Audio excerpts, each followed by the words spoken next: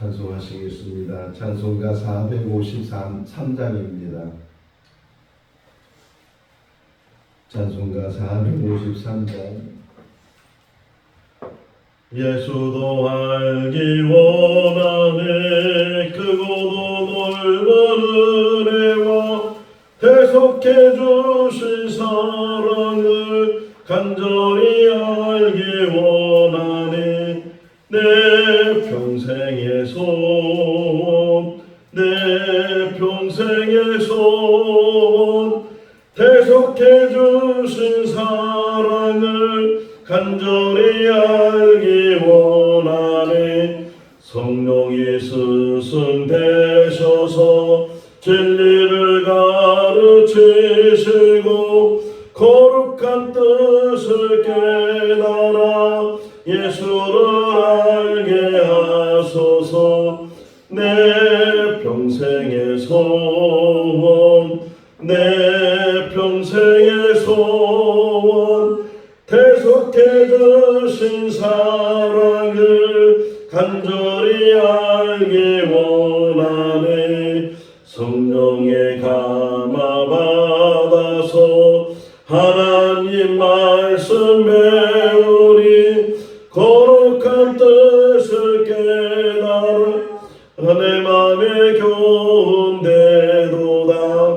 내 평생의 소원, 내 평생의 소원, 대속해 주신 사랑을 간절히 알기 원하네. 예수가 계신 보좌는 영광에 둘려 있도다. 평화의 왕이 오시니 그 나라 완성하도다. 내 평생의 소원, 내 평생의 소원, 대속해 주신 사랑을 간절히 알기 원하네. 마태복음 2장 1절에서 12절 말씀입니다. 마태복음 2장 1절에서 12절 말씀. 헤롯 왕 때에 예수께서 유대 베들레헴에서 나심에 동방으로부터 박사들이 예루살렘에 이르러 말하되 유대의 왕으로 나시니가 어디 계시냐? 우리가 동방에서 그의 배를 보고 그에게 경배하러 간도다. 헤롯 왕과 온 유대 예루살렘이 듣고 소동한지라. 왕이 모든 대제사장과 100명의 서기관들을 모아 그리스도가 어디서 나타났느냐 물으니 이르되 유대 베들레헴 이오니 이는 선지자로 이렇게 기록된 바. 또 유대 땅 베들레헴아 너는 유대 고은 중에서 가장 작지 아니하도다. 내게서 한 다스리는 자가 나와서 내 백성 이스라엘의 목자가 되리라 하였음이니이다. 이에 헤롯이 가만히 박사들을 불러 별이 나타난 때를 자세히 묻고 베들레헴으로 보내며 이르되 가서 아기에 대하여 자세히 알아보고 찾거든 내게 보아요. 나도 가서 그에게 경배하게 하라. 박사들이 왕의 말을 듣고 갈새 동방에서 보던 그 별이 문득 앞에서 인도하여 가다가 아기 있는 곳 위에 머물러서 있는지라. 그들이 별을 보고 매우 크게 기뻐하더라.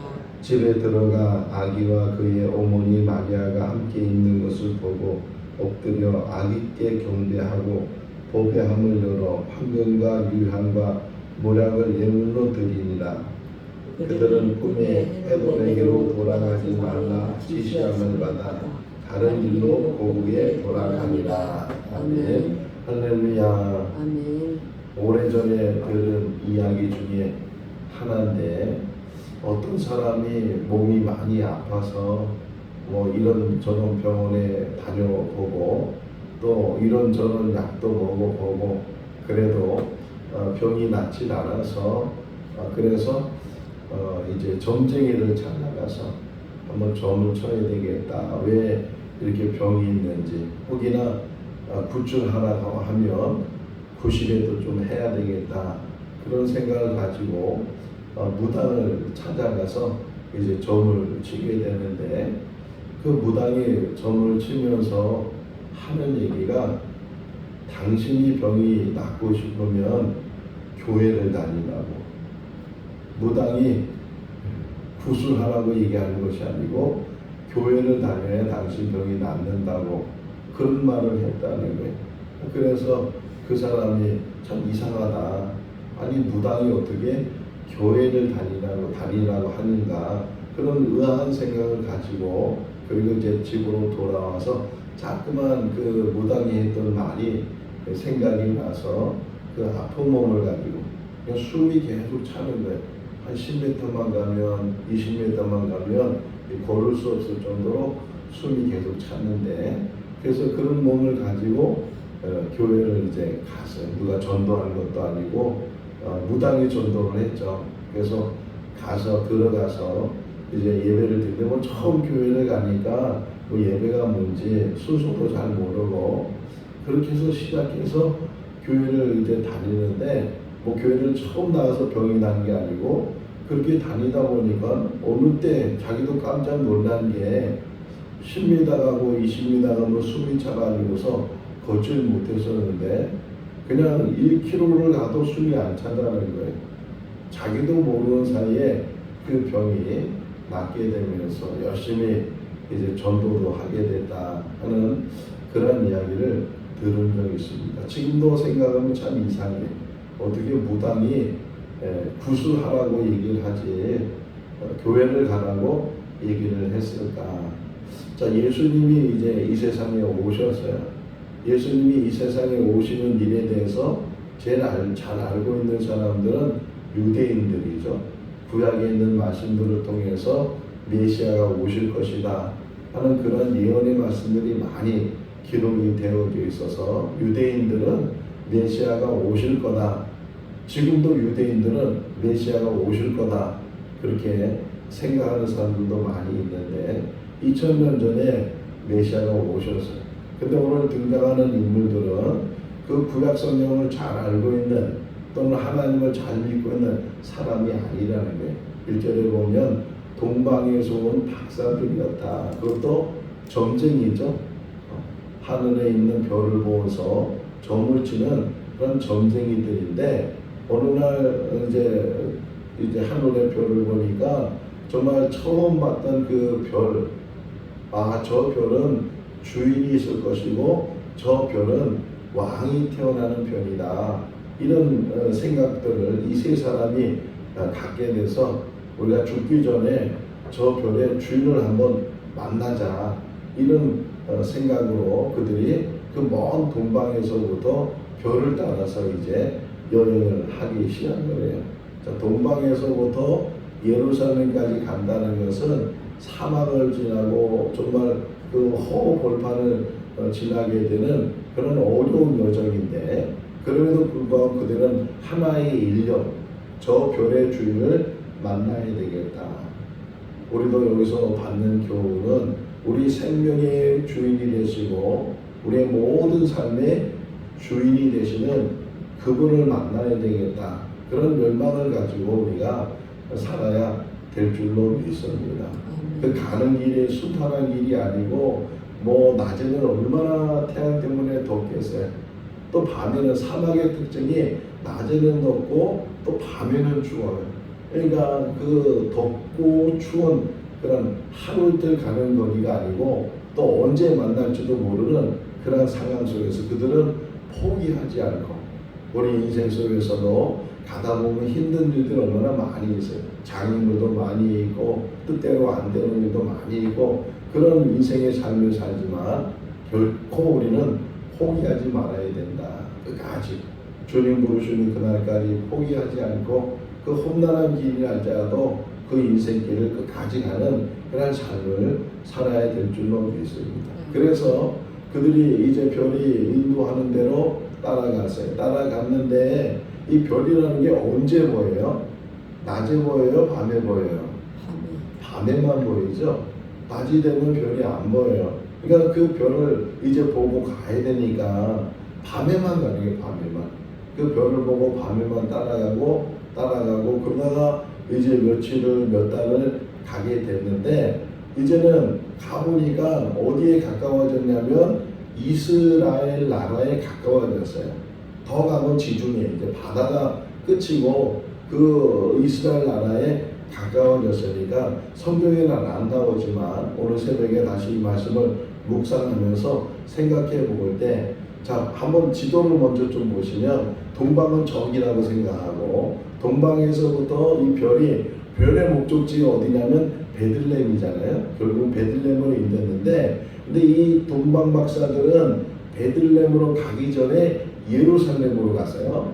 근데 이 지도를 보시면 동방에서부터 먼저 이제 지나는 곳이 베들레헴이에요. 그런 다음에 더 이제 서쪽으로 가면 예루살렘이 있어요. 그러니까 이 별이 이 돌아서 예루살렘으로 먼저 인도한 다음에 다시 베들레헴으로 인도했을까? 별이 예루살렘으로 갔겠어요, 안 갔겠어요? 안 갔다고 생각이 돼요, 저도. 별이 예루살렘으로 가진 않았는데 왜 그러면 동방 박사들이 예루살렘으로 들어갔을까?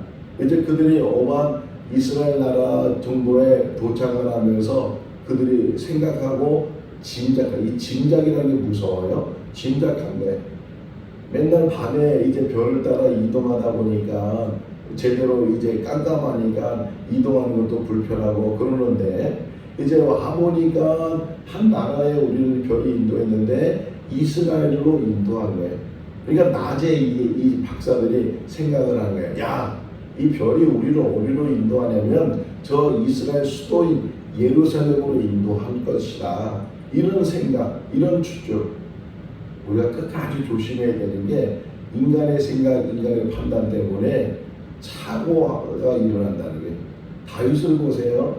다윗의 마지막 사무엘하 24장을 보면 다윗의 이 실수된 그 뭐냐면 사람의 인구 조사를 해요. 요압이 하지 말라고 그런데도 불구하고 다윗이 각 전쟁에 나갈 수 있는 사람이 얼마나 되는가 인구 조사를 해서 결국 전염병이 돌아서 7만 명이 죽게 되는데 왜 인구 조사를 했는가? 하나님을 의지했던 다윗이 사람을 보게 되고 숫자를 보게 되고 그것을 이제 의지하려고 하니까 하나님이 진노하시고 하나님께서 벌을 내리시는 거예요. 우리도 마지막까지 말씀 붙들고 가야지 추측으로 자기 생각으로 자기 판단으로 그렇게 가다 보면 이 동방 박사들이 끝까지 별을 봤으면 베들레헴을 갔을 텐데 이제 그들이 생각과 왕은 어디서 나느냐 이 수도에서 날 것이고 왕궁에서 날 것이고 이런 생각 그래서 그들이 예루살렘으로 들어가기 보면은 2절을 보실까요? 2절 읽어보겠습니다.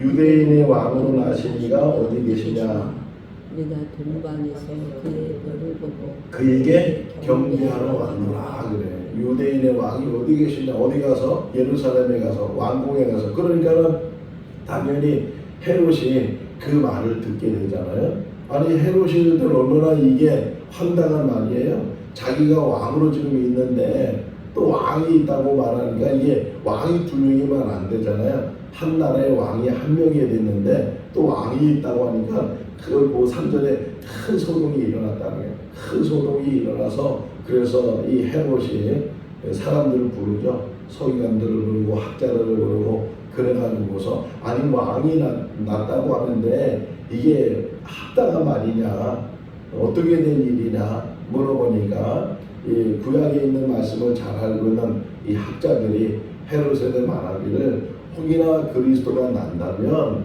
그는 베들레헴에서 태어날 것입니다. 그러면서 미가 5장 2절에 있는 말씀을 인용을 하죠.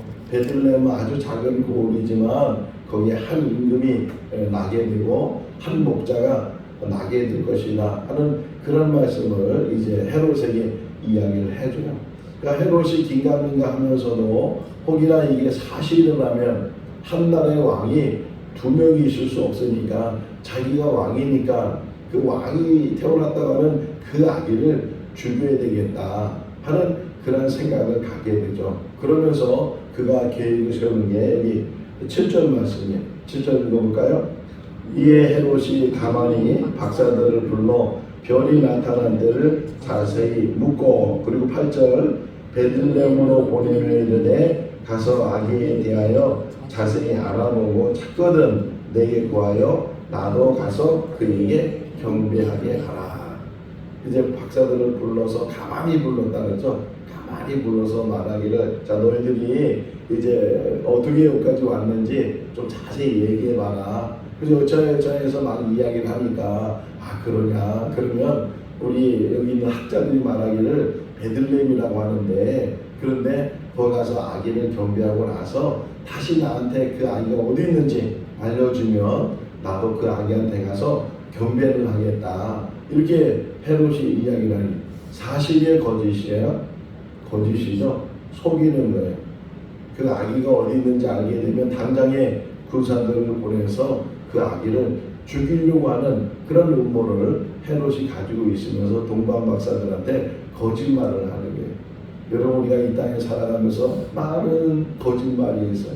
사람들을 미혹시키고 사람들을 왜곡시키고 거짓말도 자꾸만 듣다 보면 그것이 정말처럼 들릴 때가 있다고요. 사람이 듣다 보면 그것이 인식이 돼가지고서 색안경이 되게 되고, 그런 말을 저 사람은 나쁜 사람이야, 저 사람은 나쁜 사람이야, 그런 말을 10번, 20번 들으면 이제 그 사람을 볼 때마다 자꾸만 그것이 인식이 돼서, 아, 저 사람은 나쁜 사람이야, 자기도 모르는 사이에 그렇게 인식하게 되는 것처럼 이 거짓되는 것, 이 세상에 거짓된 거 얼마나 많아요.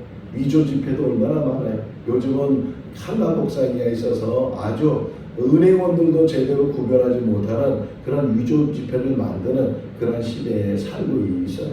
이 헤롯이 속이게 되고 거짓말을 하게 되고, 그래서 이 가기를 죽이려고 이제 그런 음모를 가지고 있으면서 동방 박사들이 다시금, 아, 예루살렘에는 그 별의 주인이 없구나 하면서 깨달았을 때 다시 이제 밤에 별을 찾기 시작하고 별을 보는 거예요.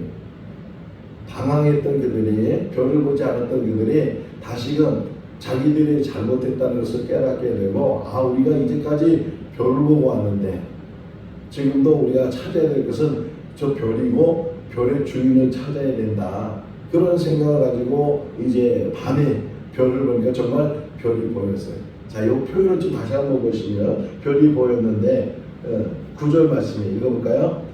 박사들이 왕의 말을 듣고 가세 동방에서 보던 그 별이 문득 앞서 인도하여 가다가 악이 있는 곳에 머물러 서 있는지라.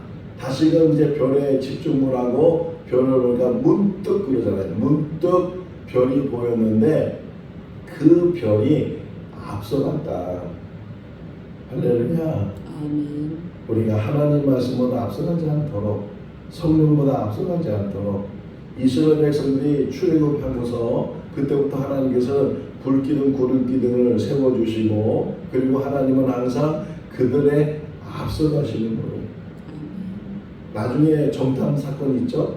가데스 바나에서 12명의 정탐꾼이 갔다가 40일 동안 와서 보고하기를, 그들이 이제 정말 거기는 못 들어간다 그랬을 때, 또 하나 출애굽기 32장에 보게 되면 모세가 이제 하나님 만나러 시내산에 올라갔는데 이스라엘 백성들은 그 밑에서 금을 모아서 금송아지를 만들고 우상을 만들고, 이것이 우리를 애굽에서 인도한 하나님이다라고 그렇게 우상을 숭배하는 그런 일들이 일어났을 때 하나님께서 모세를 통해서 하시는 말씀이 뭐냐?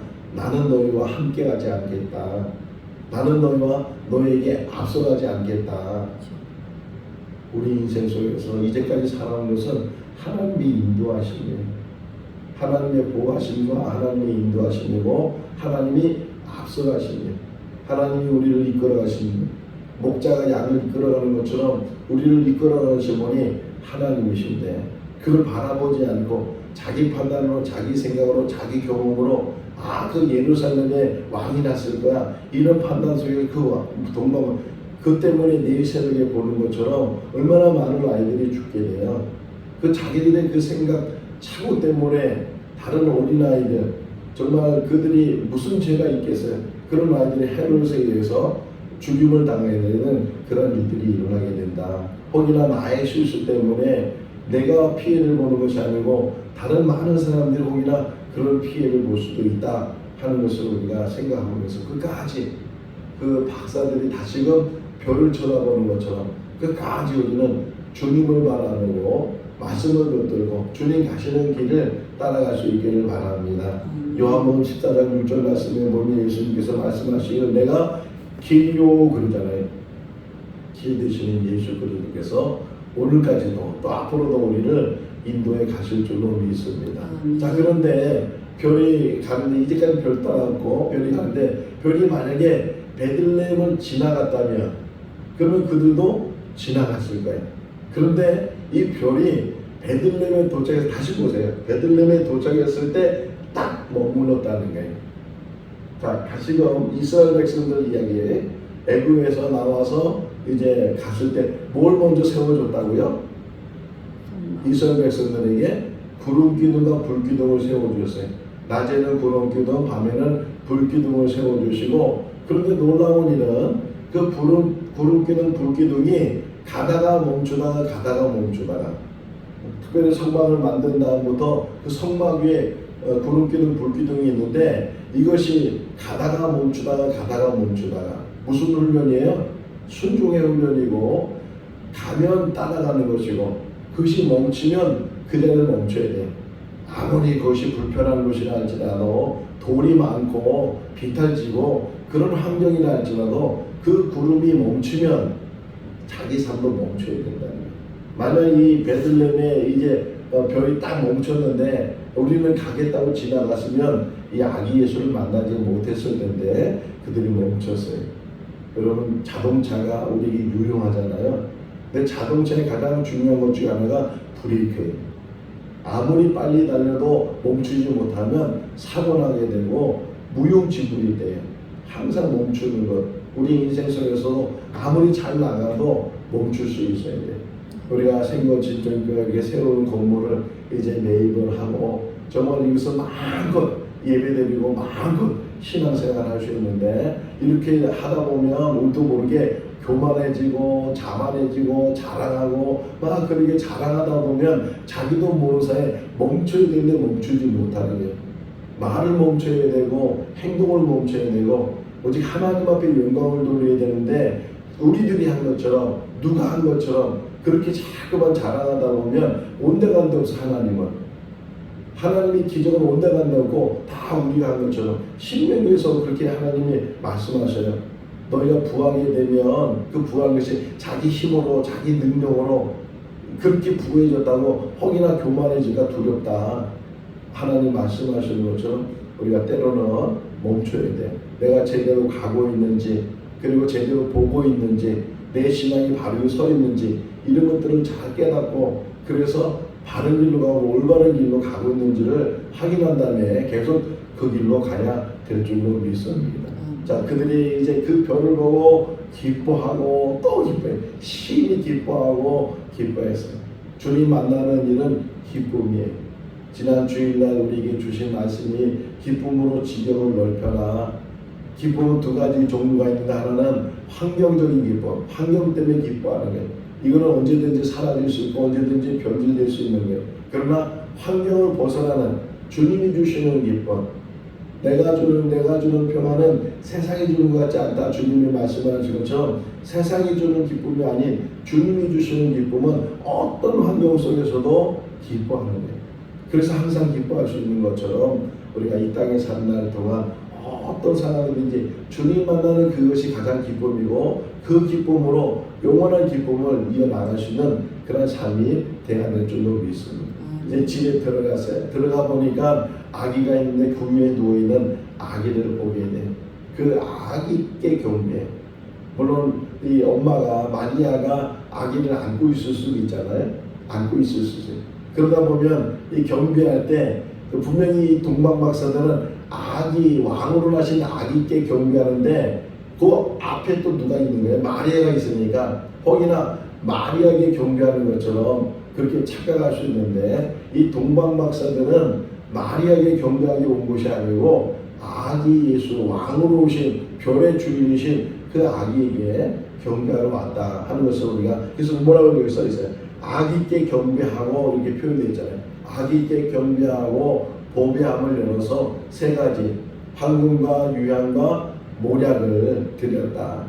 이 동방박사 이야기는 성탄절 때 한두 번 또는 성탄절 위에 발표할 때 우리 교회학교 아이들이 성탄절 발표할 때 동방박사 이야기 저도 한번 경험이 있었던 것 같아요. 초등학교 1, 2학년 때 동방박사 한 명 역할을 해서 뭐 이렇게 들고 그래서 인형 아기 그 앞에서 엎드려서 드렸던 그런 기억이 나는데 황금과 유향과 모략을 드렸다.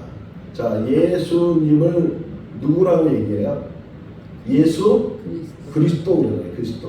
이 그리스도라는 의미는 기름 부음을 받은 자 이런 의미를 가지고 있고 이 기름 부음 받은 사람은 세 종류의 직분을 가지고 있는 사람인데 첫 번째는 왕이에요. 왕에게 기름을 붓고 두 번째는 제사장에게 기름을 붓고 또 선지자에게 엘리야가 엘리사에게 기름을 부어서 선지자를 세우는 것처럼 이렇게 세 종류의 직분자에게 기름을 붓는데 이 어떻게 보면 이 보물도 세 종류의 의미를 가지고 있다. 어느 사신이 옛날에 어느 사신이 어느 다른 나라의 왕을 만나요. 그러면 그냥 가는 것이 아니고 선물을 가지고 가요. 선물을 가져가는데 그 선물을 가지고 왔을 때 가장 중요한 선물이 뭐냐? 금이에요. 금을 먼저 왕에게 드리고 또 다른 어떤 물건들을 이제 왕에게 드리는데 왕에게 드리는 이제 예물이 금이에요. 그래서 이 동방박사 세 사람이 아기 예수께 경배하면서 왕으로 신 그분에게 금으로 유향은 어느 때 쓰느냐 가장 중요하게 쓰는 게 뭐냐면 제사 드릴 때 좋은 향을 피워서 그래서 성소를 만들고 지성소를 만들었는데 성소 안에는 세 개의 기물이 있죠. 성물이 있어요. 하나는 떡상이 있고 또 왼쪽에는 촛대가 있고 그리고 그 앞에 지성소 바로 들어가기 휘막 앞에는 이제 분향단이 있어서 거기서 향을 피우게 되는데 그 향을 피우는 아름다운 냄새를 나는 그 유향 제사장이 쓰는 그 제사장의 역할을 감당하는 왕에게 드리는 황금과 제사장에게 주는 유향과 그 모략은 뭐냐? 모략은 이제 방부제 역할을 하는 거거든요. 시신을패서 방부제 역할을 하게 되고 썩지 않게 하는 거거든요. 선지자들이 계속 외쳤던 게 뭐예요? 부패되어 있는 사회 속에서 썩어져 있는 이 사람들의 심령 속에서 하나님의 말씀 변하지 않는 그 하나님의 말씀 살리는 그 말씀을 이제 선지자들이 전하는 것처럼 어떤 면에서는 선지자의 상징을 가지고 있다 이런 생각을 가질 수 있어요. 뭐 이게 맞는 해석인지 모르지만 황금과 유향과 모략을 가지고 이 그리스도로 오신 인류를 구원하시기 위해서 죄와 죽음에서부터 생명을 주시기 위해서 살기 위해서 오신 예수 그리스도 그분이 이 세상에 태어났을 때 이제 집이 없어서 들어갈 방이 없어서 마구간에서 태어나 누가 보면 부유에 누웠다 그러잖아요. 말 밥통에 누워있는 그 아기 예수께 그 동방박사들이 와서 당신은 왕이십니다. 당신은 제사장이십니다. 당신은 선지자이십니다. 당신은 그리스도이십니다. 이렇게 그들이 알고 했는지는 모르겠지만 그런 경배를 이 동방박사들이 하게 되는 것을 보게 돼요. 또 어떤 사람은 이것을 이런 의미로 설명을 하기도 해요. 황금이라는 것은 변함이 없는 것이니까 이 변함이 없는 것이 뭐냐? 믿음이어야 된다. 믿음을 가지고 우리가 이 땅에서 변함없이 흔들리는 믿음이 아니고 변질되는 믿음이 아니고 올라갔다 내려갔다 막 그런 흔들리는 믿음이 아니고 정말 오직 하나님에 대한 신뢰를 갖는 그런 믿음으로 살아야 돼요. 유향은 퍼지는 거죠. 향기. 사랑을 통해서 고린도서 13장 말씀을 보면 믿음, 소망, 사랑 이것은 항상 있을 것인데 그 중에 제일은 사랑이다 이렇게 표현되는 것은 믿음과 소망과 사랑은 항상 이제 풍기는 게 퍼지는 게 모략은 소망 가운데 모략은 썩지 않는 거잖아요. 영원한 의미를 가지고 있는데 그 영원한 의미를 영원한 소망을 가지고 우리가 이 땅에 살아갈 때 믿음과 또 사랑과 소망 가운데 주님을 바라보고 천국을 향해서 나가는 그런 믿음의 삶이 우리 삶이 될 수 있는 줄로 믿습니다. 마지막 하나만 더 보면 12절 말씀에 그들이 이제 꿈을 꿨는데 그 꿈 속에서 헤롯을 찾아가지 말고 이제 너희는 다른 길로 가라 이렇게 꿈에서 이야기를 듣고 그들이 헤롯을 만나지 않고 다른 길로 갔다는 거예요. 사람의 속삭임에 사람의 속임에 넘어지지 않고 오직 하나님 말씀에 붙들려서 하나님 말씀으로 우리가 살아가는 이제 네이션에 오게 되면 또 요셉도 꿈을 꾸게 되고 천사들이 말해주기를 헤롯이 아기를 죽이려고 하니까 애국으로 피신을 하라고 이렇게 말을 들었을 때 그가 순종하는 것처럼 늘 하나님 말씀에 귀를 기울이고 하나님 말씀에 집중하고 그 말씀 안에서 우리가 행동하고 우리의 삶을 살 수 있기를 주님의 이름으로 축원합니다. 기도하겠습니다. 사랑이 많으신 하나님 아버지, 오늘도 새날을 주시고 또 주님의 전에서 이 영상을 통해서 말씀을 묵상하게 하여 주신 것을 감사합니다.